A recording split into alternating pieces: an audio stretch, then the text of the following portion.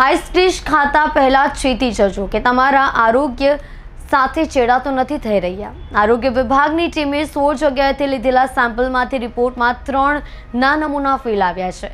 પાલિકાએ 3 જગ્યા પરથી વસ્તુઓનો નાશ કર્યો છે। 3 દુકાનદાર સામે કાયદેસરની કાર્યવાહી કરવામાં આવશે। કાળઝાળ ગરમીથી રાહત મેળવવા માટે લોકો ઠંડા પીણા અને આઈસ ડિશનો સહારો લેતા હોય છે। આઈસ ડિશના કેટલાક વિક્રેતાઓ દ્વારા વધુ કમાણી કરી લેવાની લાઈમાં હલકી કક્ષાનું ડ્રાય ફ્રૂટ્સ, એસેન્સ, કલર સહિત ક્રીમ તેમજ બરફ ગોળાનો ઉપયોગ કરતા હોવાની ફરિયાદને પગલે સુરત મહાનગરપાલિકાના આરોગ્ય અને ફૂડ વિભાગની ટીમ દ્વારા શહેરના 16 જેટલા આઈસ ડિશના વિક્રેતાઓની ત્યાં તપાસ હાથ ધરી અલગ અલગ નમૂનાઓ લેવામાં આવ્યા હતા। જે તમામ નમૂનાઓ પબ્લિક હેલ્થ લેબોરેટરી ખાતે મોકલી આપવામાં આવ્યા હતા, જેમાં આજે 3 રિપોર્ટ ફેલ આવતા આરોગ્ય વિભાગ દ્વારા કાર્યવાહી કરવામાં આવી છે।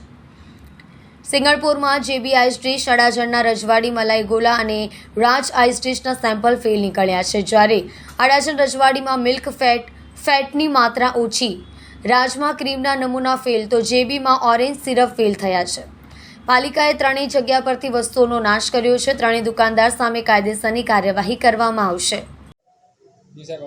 હું DK Patel, food safety officer, Surat મહાનગરપાલિકા, deputy commissioner health and hospital અને આરોગ્ય અધિકારી સાહેબની શ્રીની સીધી સૂચના અને માર્ગદર્શન હેઠળ અત્યારે જે ઉનાળાની સિઝન ચાલી રહી છે તેમાં આઈસ ડીશ, આઈસ ગોલા, ઠંડા પીણા વગેરેનું ખૂબ જ પ્રમાણમાં લોકો ખાતા હોય છે।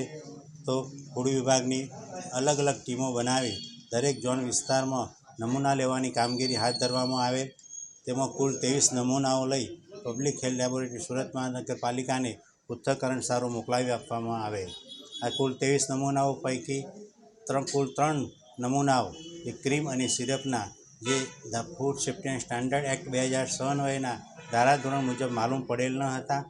આવા જે નમૂનાઓ છે તેની સામે અગાઉના સમયમાં food safety and standard act 2006 અન્વયે એજ્યુકેટિંગ ઓફિસર સમક્ષ ફરિયાદ મૂકવાની કામગીરી હાથ ધરવામાં આવશે।